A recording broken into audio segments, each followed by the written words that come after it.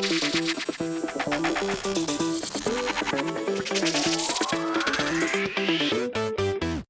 Chicago Bears get their first win in the Eberflus era, well, preseason win that is, by a score of 19-14 against the Kansas City Chiefs at Soldier Field. And in this video, I'll be reacting to the matchup and telling you guys what I took away from this game. What's going on, guys? I'm back with another Chicago Bears post-game reaction video, which I'll be doing after every single Bears game this year, win or lose. If you guys want to see my reactions to the games, what I thought about the game, a quick analysis after every matchup, definitely be sure to subscribe to my channel. I'll be having them out to you guys a lot faster than I did with this one because I was actually at the game yesterday and super busy the entire day. I also went to the White Sox game afterwards too. So it was a pretty long, hectic day for me. So this video is getting out to you guys kind of late Sunday night. So sorry for that, but they should be out a lot sooner in the future, probably right after the game, like an hour or two afterwards. So putting that aside, guys, let's talk about this game, okay? And first of all, I have to say, being at this game was so damn fun, okay? I got to meet a lot of you guys. I got to see a Bears win. I got to see so many rookies, so many young guys ball out in their first NFL action ever, which I'll talk about later in this video. And just the fact that football is back now, guys, makes me so damn happy, okay? It's my favorite sport. I'm sure it's a lot of you guys, your favorite sports as well. It's the best sport in America by far, in my opinion. I mean, there's nothing like watching a live football game. So I'm just so happy that football is back, okay? So I had to say that, get that out of the way. But with that said, let's talk about this game now, okay? And all the players that performed well in this game for the Chicago Bears. And also the players that didn't perform well, I'll talk about too in this video. But I want to start this video out by saying that Ryan Poles' rookie class, guys, every single player that played in this game, okay, every single rookie player that played in this game. So obviously Velus Jones did not play, and also Kyler Gordon did not play, two pretty highly drafted picks in his class. But besides from them, guys, every single player from Ryan Poles' class had a fantastic showing in their first NFL action ever. And yes, I know it's only in preseason, okay? So I'm not trying to crown these guys as all pros already, but I'm just saying that's a hell of an early return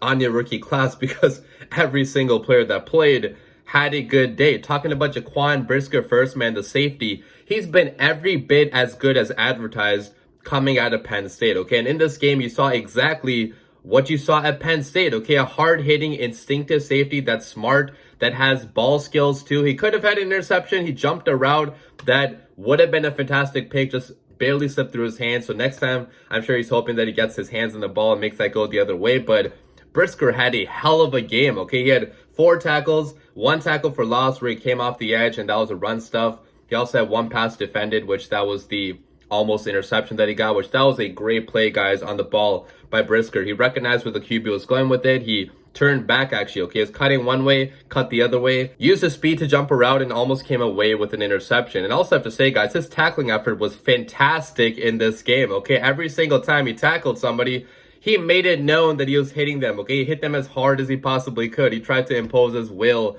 on the other side, and very sure tackler too, okay? The consistency, the form, I would say, was really good on all the tackles, okay? It wasn't just like launching his body randomly, okay? There were good, strong tackles where he wrapped up around the guy, brought them down and didn't let them pass for any extra yardage. So really strong first impressions, guys, by Jaquan Brisker, the safety. I mean, this guy might be the best player out of our entire class when it's all said and done. So good game by Brisker. Talking about Jack Sanborn now, okay? My UDFA crush, okay? The guy that I was telling you guys about. Made a whole video about him too and told you guys he was going to be a steal for the Chicago Bears. And it looks like I might have been right, okay? Now, it's only preseason, so let's not get ahead of ourselves here. But this was a hell of a first performance by Jack Sanborn in the NFL, okay? 1 fumble recovery, 1 interception, 7 total tackles, and 1 pass defended, okay? That's an insane stat line for any game at any level, okay? That's a lot of production you're getting in he didn't even start this game, okay? Only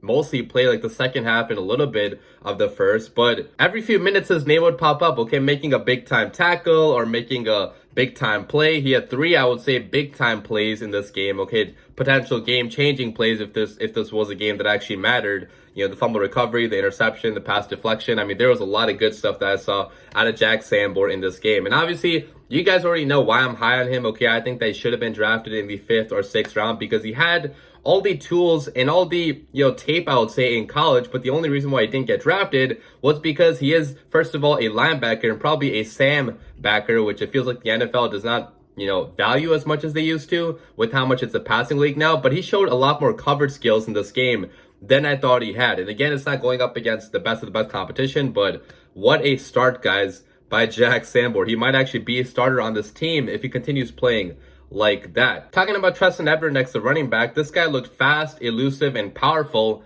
in the snaps that he had. Okay, so he had 96 all-purpose yards and 1 touchdown too, which that touchdown, by the way, was a nicely drawn up play by Luke Getsy, but also good execution there by Ebner and, Trevor Siemian. But regardless, guys, I mean, this guy honestly looked like a guy that belonged on the Bears 53-man roster. Obviously, he is going to make it because he was drafted and he is slotted currently as a number 3 running back on this team, but he could be getting a lot more opportunities than people even think right now because of his abilities as a receiver, which we saw on display throughout the game. It kind of also felt like he was a taller version of Tariq Cohen for us in this offense, which if he can be that, that would be a fantastic thing for the Chicago Bears. So awesome game by Treston Ebner. I would say also pretty good game by Braxton Jones. Now, Braxton Jones, the left tackle, he's been getting hyped up a lot so far in training camp. I mean, people have had rave reviews about this guy because he's basically been solid every single time he's been on the field for Chicago Bears in camp. And in this game, he definitely had his moments of weakness. So he had a couple snaps where he definitely lost, the rep going up against Frank Clark, which Frank Clark, guys, by the way, he's a 7-year veteran, okay? So he's definitely going to beat you every once in a while, especially if you're a rookie tackle. Okay, rookie tackles have a lot to learn when they first get into the NFL. But could you tell that Braxton Jones was a 5th-round rookie out of Southern Miss in this game? No, you could not, okay? He looked like a starting NFL tackle going up against starting NFL defenses, which is a big win for the Chicago Bears. Okay, I know he had some moments of weaknesses, but there was a lot more good than bad. Okay, the anchoring for the most part was good. The reaction time was pretty solid. His feet are pretty quick too, guys. I mean, compared to the other tackles we have on the team, his feet are probably some of the quickest, I would say, on the entire team, which helps him out a lot in pass protection. Okay, so overall, pretty good day by Braxton Jones. A lot to improve on, obviously, in the future, but solid first impressions by him.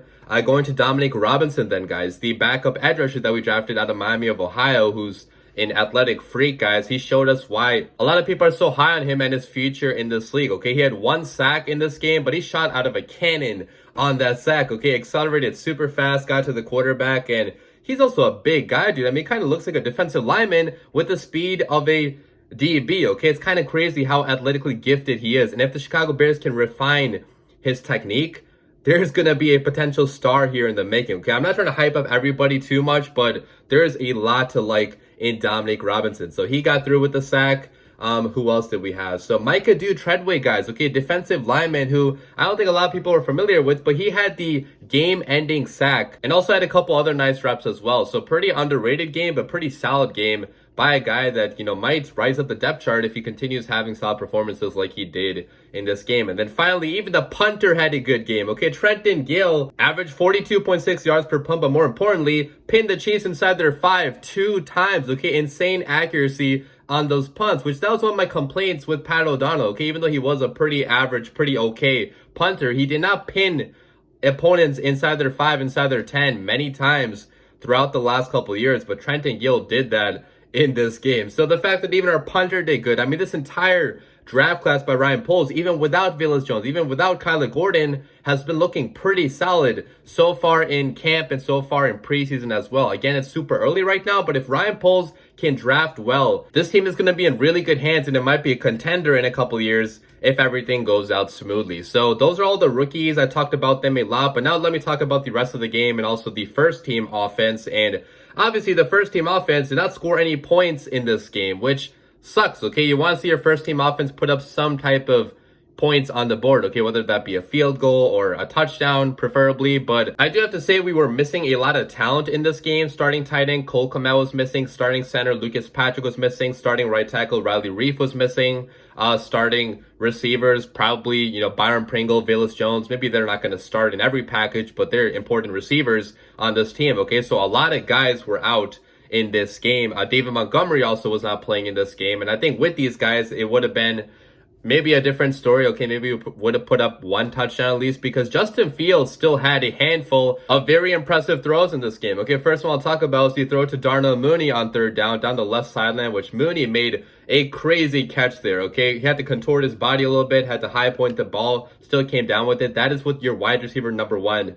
should be able to do, and Mooney is proving right now that he is a wide receiver one if he can continue making plays like that. So really solid catch there by Mooney, but also a great throw by Justin Fields. He had a lot of time there in the pocket. The offensive line actually looked really good on that play, so gave him ample time. Fields delivered a strike down the field, and big conversion for the Chicago Bears offense. And then probably the play of the game, guys, by the first team offense on third down, backed up inside their own like 5 or 10 yard line. Justin Fields delivers a dart going down the right sideline to Tajay Sharp while being hit. Okay, there's a blitz on that play. So one of the Chiefs defenders came screaming off the edge, and Justin Fields somehow got the ball out in time and delivered it accurately, going to the boundary, okay, to Tajay Sharp. And Tajay Sharp made a one-handed, fantastic highlight reel catch and, you know, brought it into his body and converted on that play, which love every single thing about that play. You love the catch, okay, because Tajay Sharp is now proving he might actually make the roster, okay? He's made a lot of catches now in big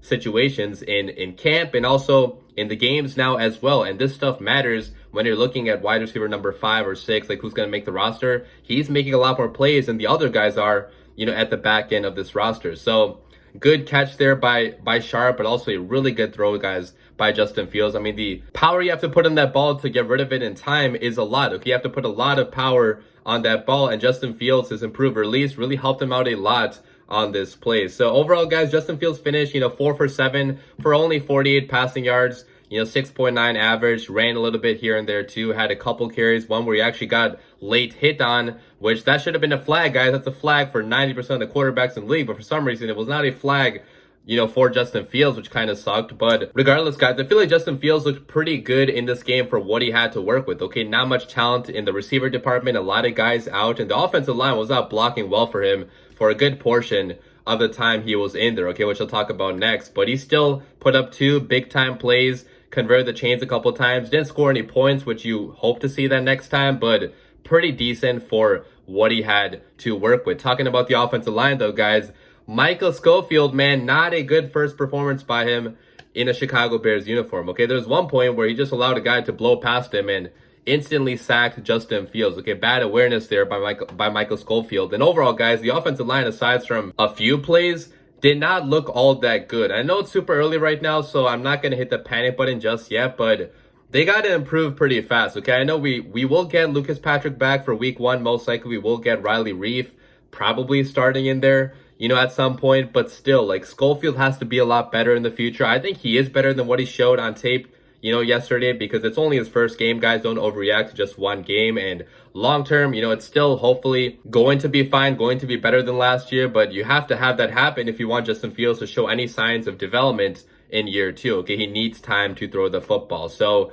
not a great showing by the offensive line. The receivers, Mooney had a good catch. Pettis had a really nice conversion on 4th down off a ball from Semien, which, pretty good play by him. Equanimeous St. Brown, though, was really quiet in this game. I almost forgot he was even playing in this game. Okay, he had an end around, I think, for like 8 yards, but otherwise 0 receptions, which is not good. Okay, you would want your number 2 receiver right now on the depth chart to get at least a catch, but he wasn't able to get a catch. But those are the receivers. I'm talking about the running backs, and I think that overall, Herbert did not look amazing, but also the blocking was not amazing, so I'm not going to blame him too much for that.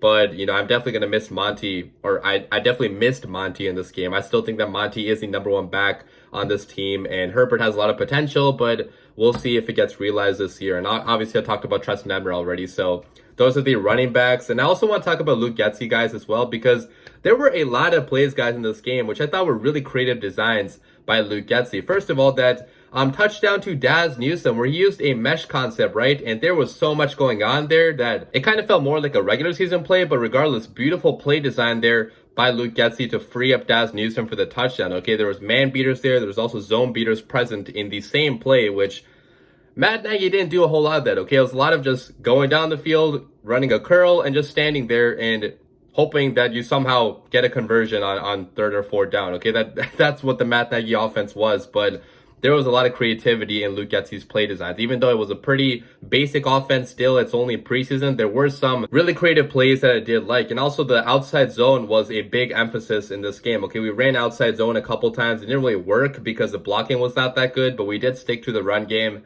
for a good portion of this game. And a lot of the passing concepts too, you know, it's what I expected out of Luke Getsy. And hopefully, you know, we score points with the first team offense when we get our guys back for the next game. But that's the offense, guys. Score 19 points on a great effort, but hopefully it gets better. But I do have to say, guys, Trevor Siemian, backup quarterback Trevor Siemian, before I move on to the defense, he looked pretty good in this game, okay? He looked poised, he looked accurate, and I know it's going up against bad competition, so you don't want him starting the entire season, obviously, as QB1, but as a backup, he looked more than capable to handle the offense if need be. Talking about the defense now, I mainly want to talk about the pass rushers because I already talked a little bit about, you know, Jaquan Brisker, and the DBs did look fine for the most part. I mean, Mahomes did go down the field and score pretty fast on his first drive, which you don't want to see happen. Went 6 for 7 for like, I don't know, what, 60 yards. So good performance by Mahomes. But Mahomes is one of the best quarterbacks in the NFL. Okay, so I wasn't exactly expecting us to stop him there. It would have been nice to get a stop, but